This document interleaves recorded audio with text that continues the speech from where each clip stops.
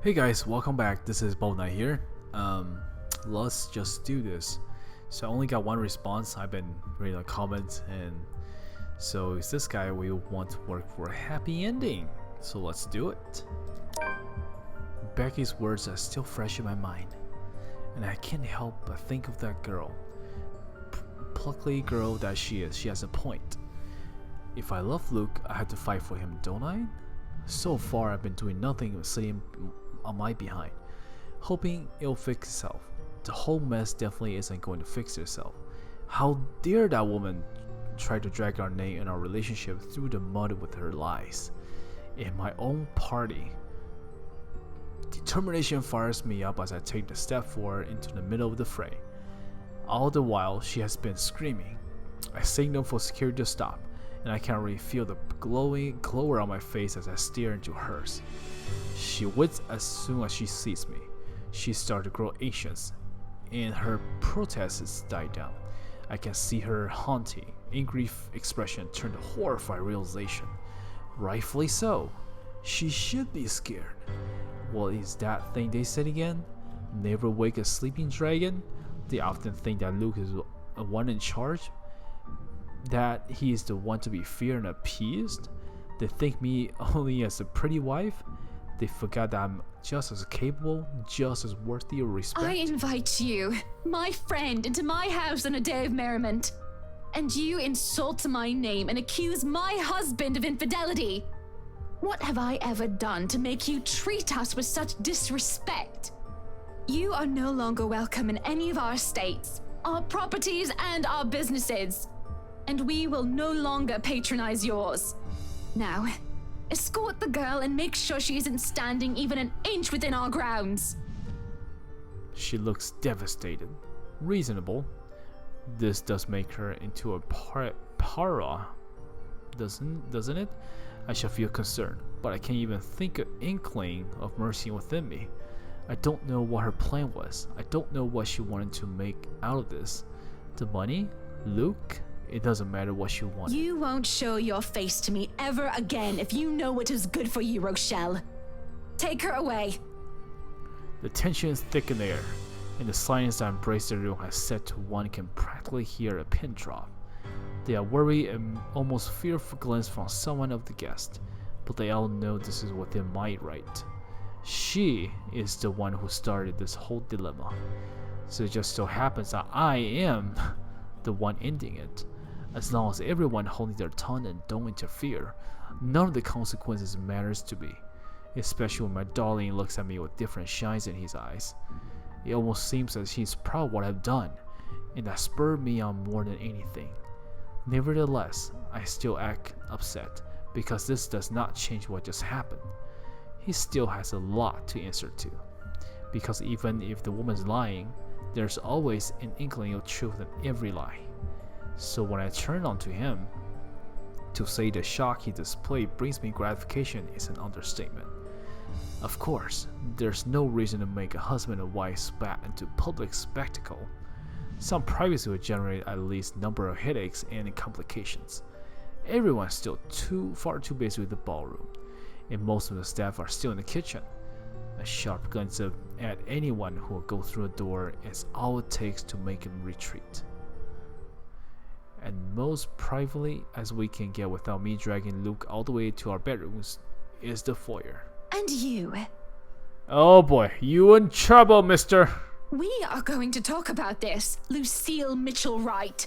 Not now, but we will talk about this. Right, I swear that is not my child, no matter what that woman says. Hannah, darling, you believe me, don't you? I believe that it isn't your child. But you never said that you did not cheat on me with her. Oh boy. We'll have a talk about that tomorrow, among other things. What for? What other things? About us, Luke. This isn't right, this doubting each other and not talking. That's why we'll talk. If anyone needs me, I'll be in our room. I'm in no mood to be talking with anyone about anything, especially nosy baggers who have no business with any of it. Should I be worried?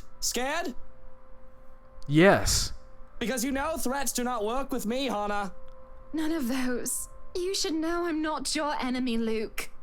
I need rest. That's all. Poor Hannah. Of course, you must be so tired. You've earned some peace.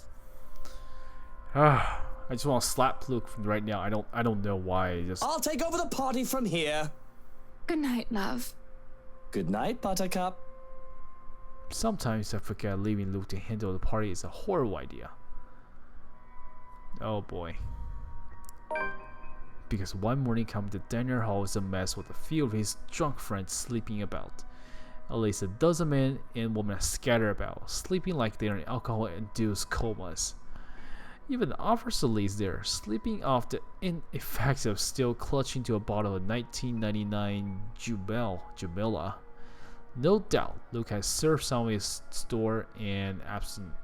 Oh my god, what is that? Absinthe? Is that like a strong liquor or something? Judging by the faint burnt smell, they have set fire to the latter too. Can't pronounce that word.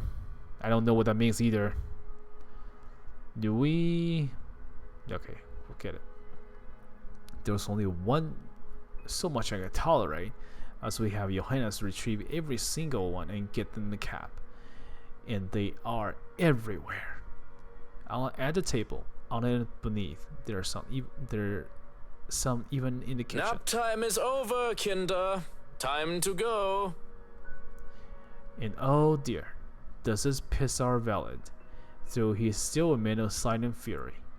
Although he's a little treat to hear him utter curses in German from the other room. I imagine Luke will be amused as well, if it isn't his guess that he's being thrown out. Instead, he's brewing in his seat, rolling a stalk of daffodil in between his fingers. He's energetic, and you aren't drunk. That, or you are getting better with handling your hangovers without your dog hairs. Should I be looking out the window to see if the sky has turned red and if pigs have started to fly? I am unfortunately completely sober, Hannah. And how does it feel not being hungover? Still miserable. It'll get better. Or so they say. You wanted to talk about something? You know, for once, I wish you were hungover. Maybe this isn't the best time for this talk. No, please. I do not like loose ends. And this is a bloody ugly loose end. Then, first things first, I want you to be honest with me, just between the two of us. Without others to impress, without people listening in. Did you have sex with Michelle? Just you and me. Did you or did you not sleep with Rochelle See? and got her pregnant? I didn't get her pregnant. But the thought of having a child with her? Can you just imagine it? Or rather, don't. I can already see it. It'll look like that ruddy pig boy from that Young Wizard book. Oh, that's rude. I don't care about once upon a time. What I'm asking is if you were with her the other night during my party. Him not showing up in most of the gathering I've hosted in the past is nothing new. Of course, the one I've had last week is no different. It's merely another thing I've gotten used to between us and after things turn sour. But after Rochelle outburst last night, I won't deny the feeling of the disappointment, the betrayal. What is done is done. However, though at the very least, I want to hear the truth from him. She made me meet with her the night of your party.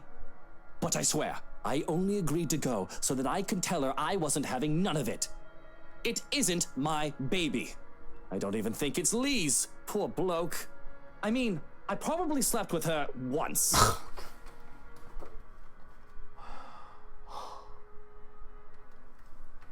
What is this? Probably slept with her once. When? We were probably incredibly drunk, but that would have been a long time ago before she was preggo. Oh no, so he did cheat on her. Are you sure, Luke? You're not making anything up or leaving anything out? Of course not. For the record, I hate cheaters. God. I swear it on my mother's grave. He swear it. He says, his hand on the flower with such tenderness. and I believe him. Well, if that's all you wanted to talk about, you shouldn't have made me worry. For the sake of my sanity and for the sake of our marriage, I'll pretend that you never said any of that. Are you sure you aren't drunk now? Haven't had a single drop and hating it. Would you like something to drink? Because I'm not done. I have something else to tell you. She's pregnant! I'm just taking a guess. No thanks, maybe I will after this little talk you wanted to have. I already told you, and you already said you believe me that the brat isn't my child. Judging by the before that she's throwing up, I bet she can tell her she's pregnant. I already spilled that I might have had drunken sex with her once, and you wish to wipe that off your memory. So do we have anything else to talk about? Because have at it. I'm all ears. You're pretty miffed for someone who just admitted to his wife that he's cheated. And you're stalling. I can tell that incident has you shaken up. So why don't you just spit it out and get this all over with? I'm pregnant. You see? I'm good at guessing. What? Come again? You heard me. You've got to be kidding, right? This must be some kind of joke. Are you taking the piss at me? Because woman, I don't need a second fake pregnancy. Instead of answering, however, I stay silent and let the matter of fact sink into his head. His head heats up for a moment before he goes pale. He raises a hand, hoping to ask for a drink, but morning staff are still busy evicting the last of his inebriated companions. And he doesn't even bother to bark out orders, as if he lost his very voice. Actually, he looks like he's on the very verge of hyperventilating. This is Hannah, darling. I need some air. What is wrong with getting people pregnant? How long have you been? 3 months. And the twins. Although we don't know yet if they're a boy or a girl or both. Good God! Twins! I'm going to be a father to 2 tiny babies. Breathe, Luke! Breathe! Goodness, Luke, I'm the one who's pregnant here, not you. No, don't touch me! Stay away! The screen cuts on my amusement, and without thinking, Luke and I rush to the foyer. They're standing crazed-looking chief inspector, trashing as he's about to try to make it out for the stairs while Johannes holds him back. What is going on here? Und tschüss. All the Schweinehunde must leave, including you, Chef Inspector. This one is very problematic and will not leave. No, you can't make me leave! I need to stay here for her! I need to help her! What? Oh, Rochelle? She's probably already at home, dearie. Or she might have already gone and skipped town. Who knows? Oh, for the love of... There's no point talking logic in him. Lee, go home. You're drunk. Can't you hear her crying? She was crying, just weeping and in so much pain last night. I couldn't help her. Drunk, sobbing bastard that I am. But my help. She needs my help. Tell your fucking stupid lapdog to let go of me, Luke! Or I'm gonna knock him down and I'm gonna knock the 2 of you down too! Language! I've already dealt with your wife, so don't make me deal with you, Lee. Or I swear I'll... Hannah, enough. Don't stress yourself over him. It'll be bad for the twins. So go back to your breakfast and let me handle this, okay? Are you sure? Why wouldn't I be? Now, go ahead and do something less stressful. Go ahead and do nothing. There isn't much to do, as it seems whenever I step up to the plate and try to take responsibility for something. Perhaps because everything is already being handled by someone hired specifically for that job. And with Johannes overseeing the staff and Luke handling everything else as whole, that doesn't leave much for me. I can't even take the job of delegation, because all this take is a word to one of the other senior staff and everything will be taken care of for me. Moving in here a few days ago may have very well been the chore that took the most effort from me, and that didn't take any real effort at all. Yes, Hannah, go buy a mansion in the middle of nowhere. Good idea. Great plan. There's no dishes set aside and busy myself with.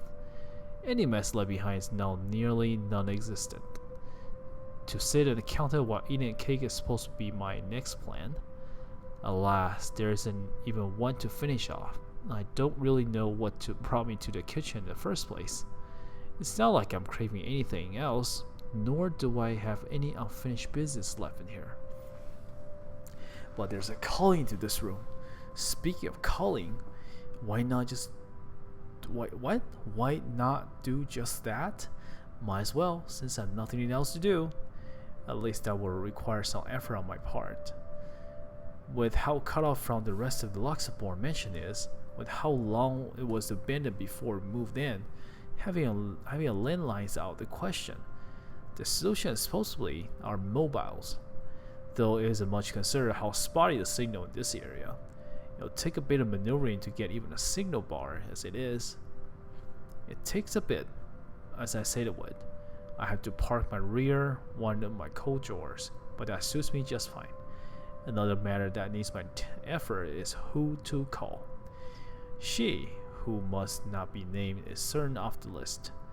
That doesn't leave much to the category of close friends who attended the party, along with the category of who else is awake at this very hour.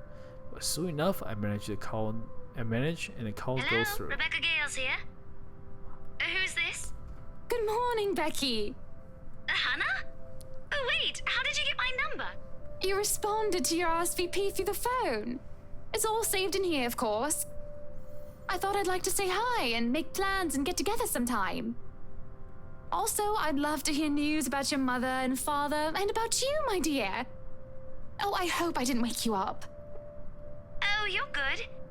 It's sports day at school today, so I was just prepping for that. Figures that you'd be a teacher as well. I'm sure your students must absolutely adore you. Don't know about that. Mathematics? History, actually. Anyway, it's real nice to know you've got my number. I was going to ask for yours because Mom wanted to keep in touch. You could have asked, silly girl. I would have gladly given it to you. Couldn't, though, because, well, the thing that happened. But really am sorry, though. I gotta run. School, schedule, stuff. Is there anything else you want to say? Don't want to use the mobile while driving. Oh, of course, of course. I shouldn't keep you. But I wanted to thank you for your company yesterday. Not a problem. And for that other thing as well. What for now? For what you said to me. With what had happened. It's been very helpful in... The car goes static, much to my frustration. That's because the other monster girl wants to crash the party. A strange clicking noise drowns out most of the words too. I doubt she understands what I'm saying. The land completely dies. I can feel the headache coming along. It's just building up, starting from the light throbbing on the other side of my head. The static's gone, and that helps a lot. But there's still the instant horribly clicking. Again, and again, and again. Which doesn't make sense. The mobile's turned off, isn't it? And if it isn't coming from the phone, then where? Looking about, I can't help but my eyes drawn through the hatch leading to the wine cellar once more. That's when the clocking stopped. I can hear that crying, that familiar crying from before. What happened the other day? I was told that nobody should have been down there. I tried to forget because it was how unsettled me, so one can hardly do that when I'm looking at the very thing I'm trying to forget. Somebody's crying down there again. But if I leave it alone, it simply won't stop bothering me for the rest of the day. They might have gone to lock it with the party going on. Again? If somebody is pulling my leg, I will not be happy. Oh no, don't do that. I didn't want to do that. Sure enough, it takes a bit of force to open the hatch. Wait, was it locked before? And only Luke and Johannes has the key? Shit. As I look down the cellar, a sensation of uneasiness washes over me. It isn't just sudden onset of fatigue or nausea, but also the darkness. It is suffocating. As I look down, it feels like it's looking back at me. I worried that something will suddenly pull me into deep. The cries jumped beneath and a shriek started echoing in my head. Hide and thrill, shrill, like nails being dragged across the chalkboard. They're all screaming, shouting at me, and I can just feel her rage. Help me. She wants to drown me, drag me down and crush me in every depth of darkness, until there's nothing left in me. The deep abyss waits for me. For my death, there's calling for it. This is a nightmare. There's a rope around my neck. I can feel the rest of me being torn apart, and they're still screaming. I'm screaming, though it feels not. My voice did not escape my lips. It clawed through, climbing up and forced my way down my throat like putrid bile. I choke and gag, yet I scream, shrink all at the same time. And I am me, but not me. What? What the hell is happening? What the hell? What the? P? Oh shit! Let it game. Oh! Is there a difficult setting in this? She pushes me down to my knees before I'm fell and involved with my stomach. Makes me tumble. I can feel just my whole body seizing, already on the floor. Everything and nothing hurts. It feels like I'm on the verge of death. And if I'm not dying, I nearly wish I actually am. Hana, what is going on in here? Why are you? Prince. Prince? Seeing Luke, something snaps back. I'm able to take Gaslier in my own violation for the first time what it feels like centuries. I will rejoice and cry for his name if the pain still did not rack my body. What the hell happened? Instead, all I can do is stare listlessly as he comes to my side and lifts me up, cradling me in his arms. He tried to get me off my feet, perhaps to take me out of here. But all he's able to do is get me sit, make sure I'm not trashing on the floor. I can feel the muscle spasm, the limbs jerking like puppet on the string. Luke holds me tight and keeps me still, so that I do not hurt myself anymore. Wow, whatever it is happened, is my mind feeling frayed and battered. Eventually the pain dies down to a dull ache, and my own tongue stopped feeling like a gun. It was only now that I can feel the wetness of my cheeks, tearing streaks down my face. Oh, so she's choking herself. A cough racks my body. Now I don't feel like choking. And now that feels so horrible. But I don't care. I don't care. Please. What happened here? Who did this to you? I don't know. I'm so sorry. Shh, it's alright. You're safe now, Hana. You're safe now.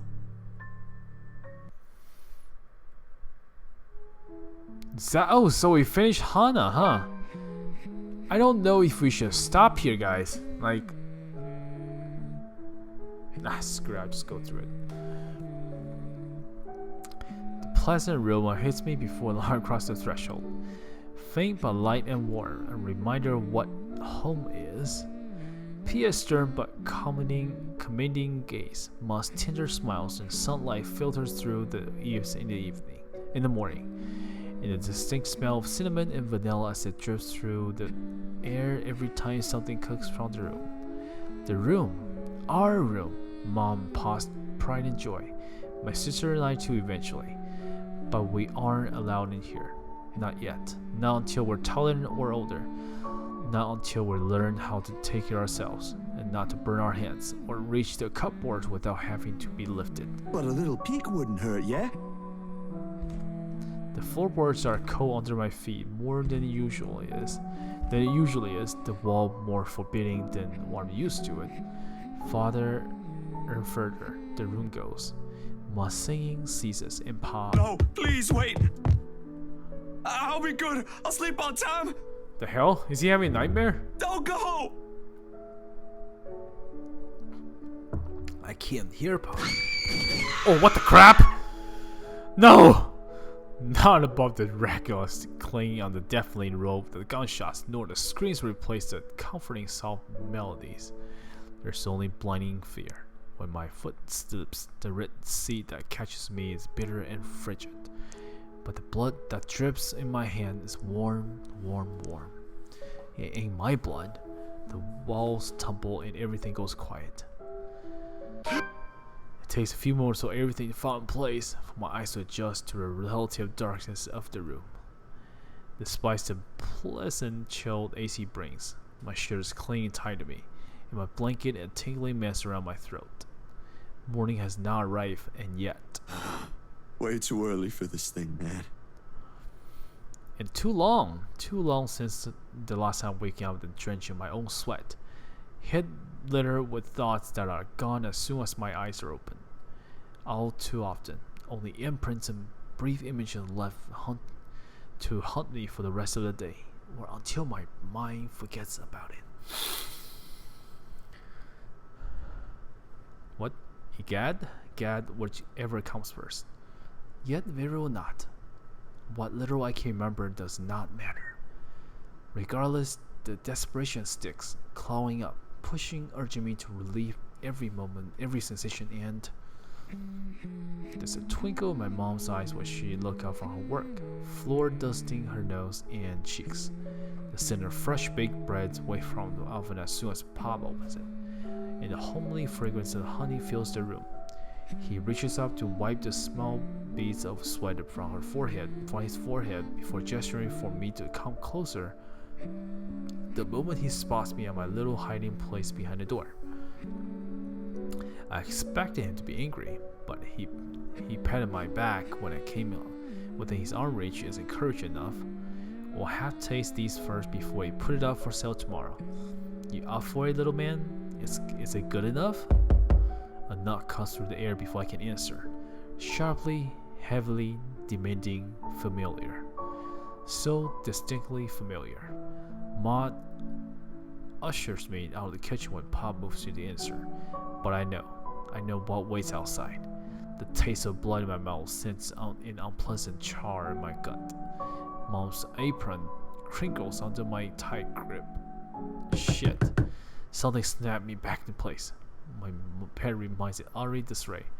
The wall needs a new paint job, and the wall clock ticking opposite my bed is unsettling as ever. Ash is right. I should have already replaced that when I had the chance. You're no longer there, Zachary. Here and there are miles apart. Calm down. Breathe. To press my own fingers against my temples and welcoming sensation over the anxiety gripping me. It never really felt anything to stave me off the headache sure to follow after this before. But it grounds me. A little reminder that I'm safe, away from the place I once called home, from Ma and Palace. The urgency with each rap that follows finally chases the weight that goes threatening to hang around. Why anyone thinks a good idea to knock at someone's door at this late confuses me. Nana would chase them all away with a broom, if she was here. But no matter, it is a welcome break from the thoughts about to take a morbid turn left festering. It's probably just Ash anyway, looking for a place to crash. One does wonder he's not bothering a courtesy when he never did so before. Even with that hunch, though, habits compels to check who it is first through the peephole. So, oh my god, this is so much like reading a text. I don't know, man. I mean, better safe than sorry, they say. Except the person that greets me on the other side ain't him. Unless his hair grew longer overnight, he started wearing a ponytail, of course, which I highly doubt will happen anytime soon, no matter how funny that would look in my head. I waste no time opening the latches. Isabella, it's late. Oh, it's a booty call. There's something I can't quite pinpoint but her eyes when she looks up. Her face pallid shade, shoulders tense, breathe heavy, uncontrollable shaking in her hand is trying to hold back. Hi, if I didn't know any better. Hey Zach, sorry. I know it's weird for me to show up at this hour, but you are the closest to my office and... No, it's perfectly fine. I'm not really working on anything right now. Do you want to come in? Is it all right? I know you should be sleeping at this hour, but I thought... I'm sorry, I just thought... I have no idea why I went here. My feet just moved on their own after I got out of the office, and... Sorry. She trails off, her voice lost in muggy night air. I wait for her to say more, but instead her only response is a downward shift of her gaze, back to her with trembling hands, as if the motion alone is enough of an explanation. A minuscule gesture, easy to miss if one's not paying attention, but for one who has seen the same expression on the mirror, done to the same thing too many times when the night terrors are inevitable, it is not. Hey, don't worry about it. At least you not. Ash just barges in and crashes on the couch whenever he feels like it. I swear that guy is one fine hairline away from being a criminal. Besides, you already know you can count on me whenever. Without waiting for an answer, I step away from the door and saunter over the kitchen. For a few good seconds, only the clicking of the plates can be heard above the constant tick-tock. Late as it may be for a snack, the familiar motion keep me occupied, steering my mind away from dangerous thoughts. What dangerous thoughts? Like, oh, does he like her? Isabella's company is not unwelcome either. Whatever her reason for showing up here at such a late hour doesn't matter. I'll be damned if I just turn her away, frazzled as she is. The door clicks shut behind her when she finally enters, feet scuffling softly against the tile door. In all years I've known her, she's never once lost her ever upbeat spirit.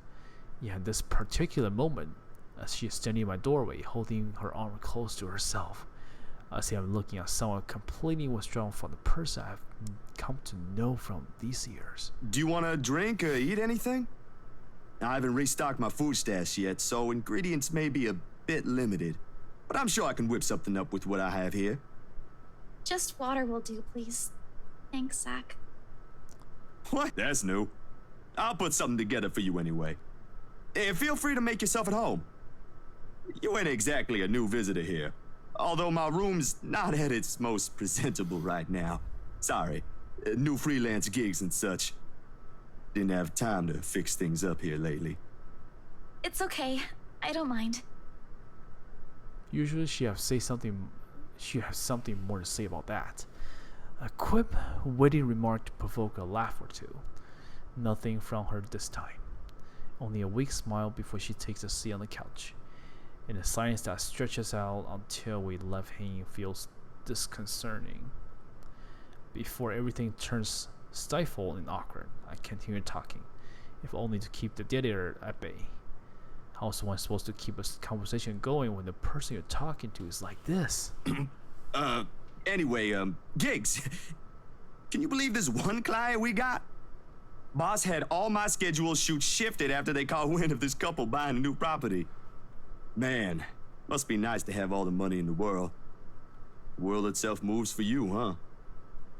She curled up on the side of the couch and hugging her knees close when I bring the tray carrying the sandwich and the water she requested. She started to straighten up as I unload the contents, but paused as soon as I hold out my hand in a halting gesture. You're a guest. Didn't I say you're free to make yourself at home? Here's your water. Careful. Tremor her hands, though lighter now, still hasn't subsided when she reached out for the glass. I give her a questioning look, but she's quick to avert her eyes, keeping herself occupied by taking small gulps of water. Or maybe she just doesn't want me to ask questions. Worry, the sudden loss of words, that's about the quiet not normally present in our chats. Even creaking of the old chairs when I usually take seats will welcome break. Although the company is familiar, this has gone way past unnerving. What happened? Overtime at work? She doesn't answer immediately. Another gulp drains her glass of remaining contents. One would think it'll be enough to help her recover, yet she doesn't lose her tongue grip on the glass as she's cradled on her lip. Her eyes take on focused gaze when she speaks again. Yeah. Boss handed me extra work today. After what happened. To Rose. Rose? Why do I feel like you've mentioned her before? Sorry, I'm better with remembering faces than names. She was my coworker. That will take some getting used to. I was just talking to her the other day. Was? Did she resign or something? I think I'm missing a few details here, Bella. You've never met her. I think I did mention her once or twice. It doesn't matter. You probably heard her name recently from the news than me. Something clicked in. A little memory from the night before. Oh, so she survived after a little encounter we had with her, with the ghost lady. The bright red light from the dark room, the strong odor from the stop bath, television's barely audible murmur in the background, and the glimpse of a bloody room. The news is everywhere, even in the morning that follows. I just didn't think your effects would strike someone this close to me. Oh, damn. I didn't mean to bring that up. No, like I said, it'll take some getting used to, but it'll get better. I hope it will. Things might become a little busier for me, though. She left a lot of things unfinished, and I'm one of the few people in the office who knows how she works. Boss thinks the transition will be easier if I handle it. That explains it. Well, just don't forget you still need rest. Even the most hard-working people I know don't keep hours as late as this. Hell, the subway stopped running hours ago. Crime rate might be lower here than most places, but that doesn't mean you can walk around freely in the middle of the night. It's just for today. Still a good thing you dropped by here first. I'm not just about to let you walk out here alone, especially not in the middle of the night. Who knows what else could happen? I'm not saying you should go right now, but I could accompany you home if you... No! Wait, please! The crap? The vehement tension in her voice makes me pause. And it is this instance the mask she's been keeping on falls apart, if only for a short while. Right then and there, I understand what's hiding behind her unfocused stare from the moment she arrived. Fear. Pure, unadulterated fear. It's disturbing to see someone marrying her usual, marring her usual upbeat countenances? Huh. Sometimes I don't even know these sentences, I swear. With a sigh, I cross the small distance separating us and kneel in front of her. She doesn't flinch when I do so.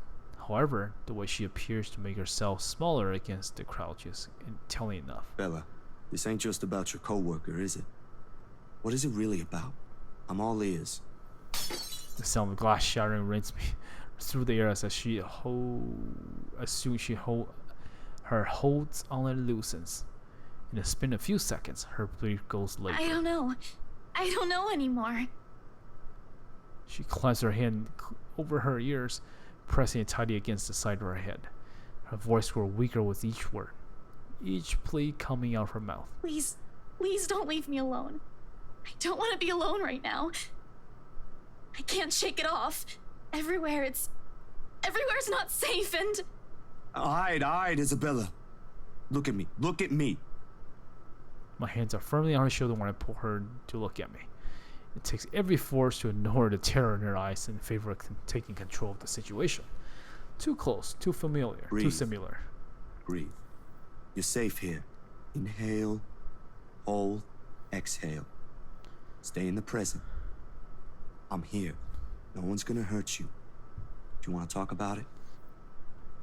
The force with which she shakes her hands enough to reason has dropped the topic altogether. No more.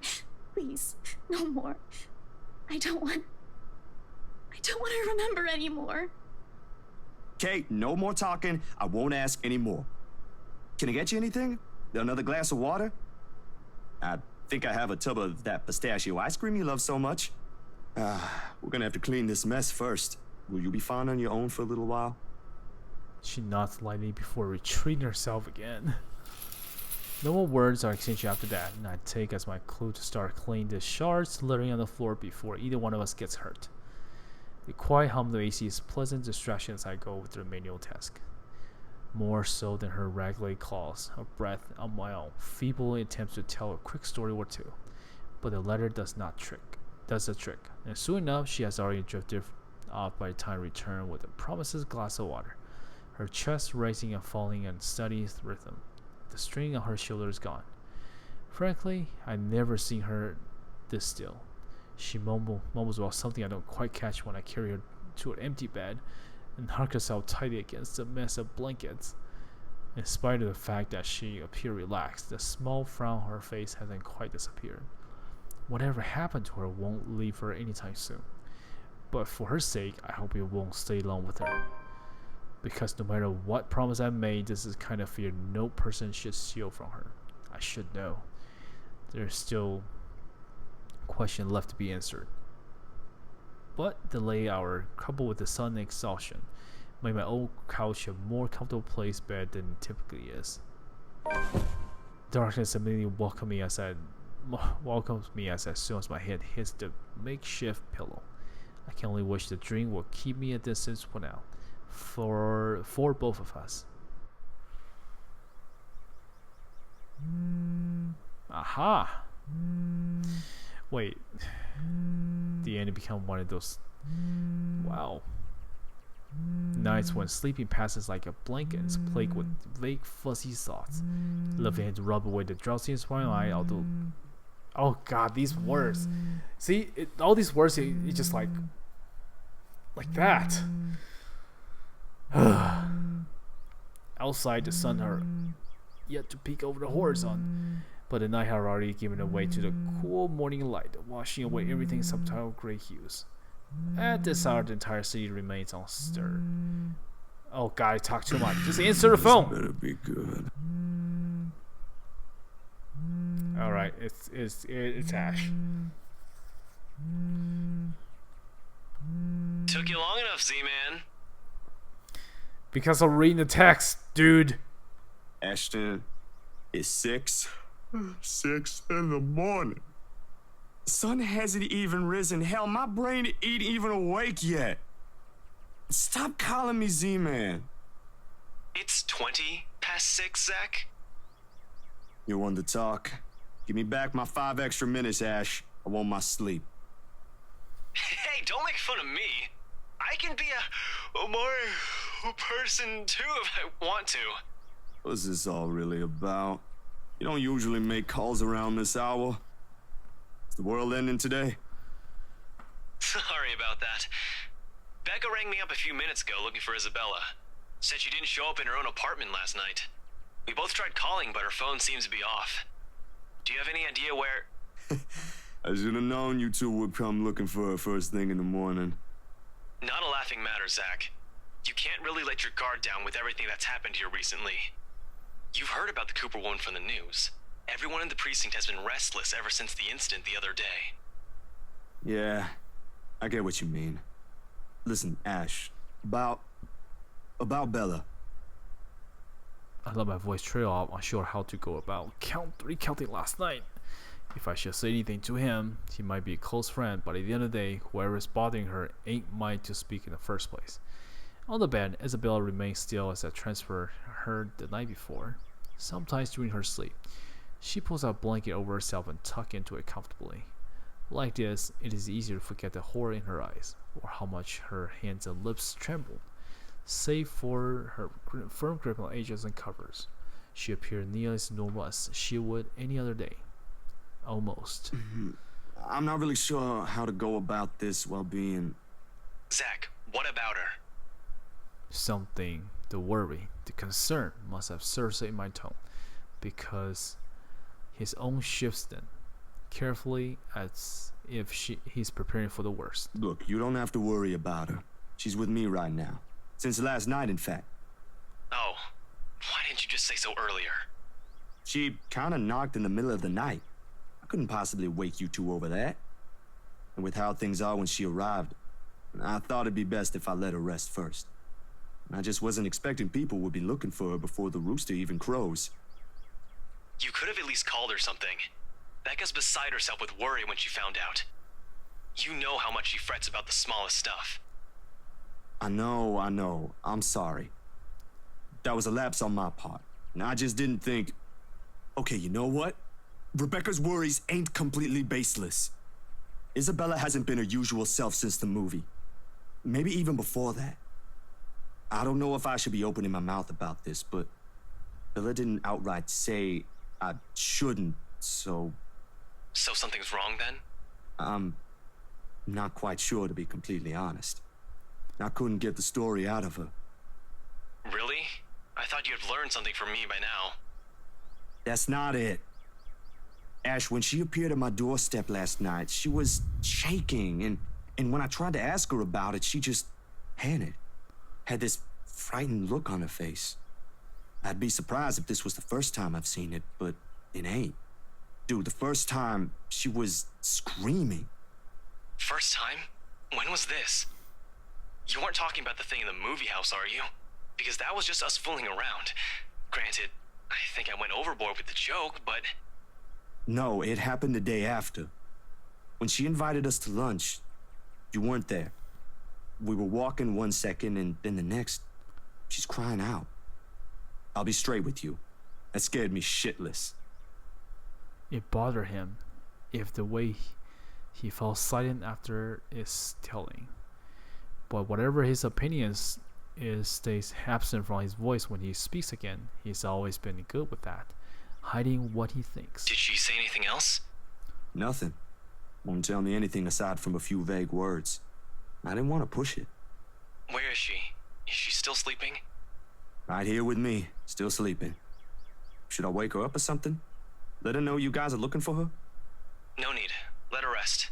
I'll drop by in a few. Today? Don't you have work at this time?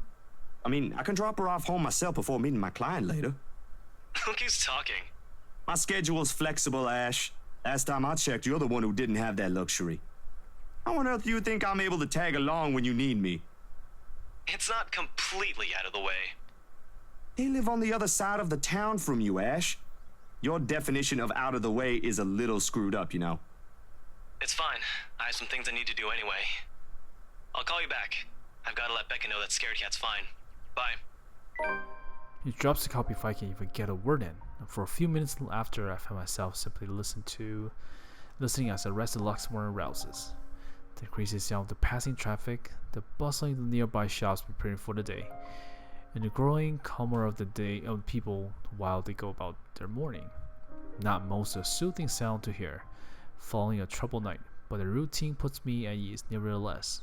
What's comfortable, what's safe, what I'm used to. Nearby, Isabella shifts but doesn't wake. Blissfully unaware the city slowly stir itself back to life. Was her night as restless as I had? Were her dreams as lucid? In a hushed moment like this, I envy her. Unreasonably, probably a little unfair, to say such in the light of the last night.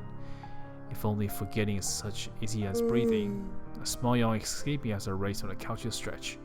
Luckily, the short conversation with me and Ash had the effect of driving away and any will to go back to bed.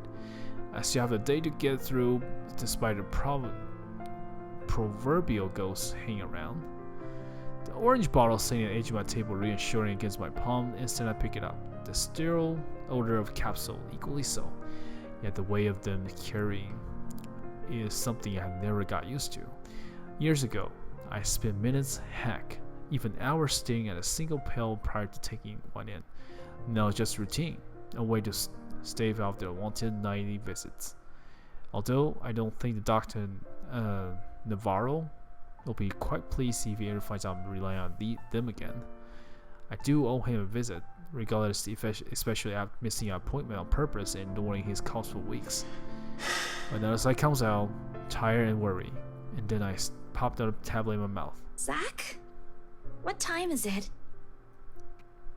The bottle in my hand hits the table with more force than necessary. As much as I trust my friends, there are some things I'd rather keep myself. Morning, Bella. Did you sleep well? She answered the question a long drawn yawn with the reminiscence of a child. Chuckle managed to escape my mouth as I decide. In this manner, it's easier to mistake someone for too young responsibilities. Inexperienced and immature even. Easy to forget she was thrust in the role of the adult earlier than her old dreams can afford. To overlook how surprisingly observant she can be at times. Maybe not at the same level Ash exercises investigations, or Rebecca needs for her own work, but it is certainly enough to depth out what she sees around on her canvas. And if the way eyes flicker to the table, and my hand says something. It is that I won't be able to avoid the question this time. Only a little. I don't remember how I ended up on the bed, though. Well, man, let me save this because I think I'm getting way too long on this.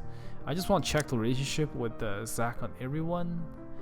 Oh wow, so Zach retains a relationship level from before, and I guess how are we going with the story?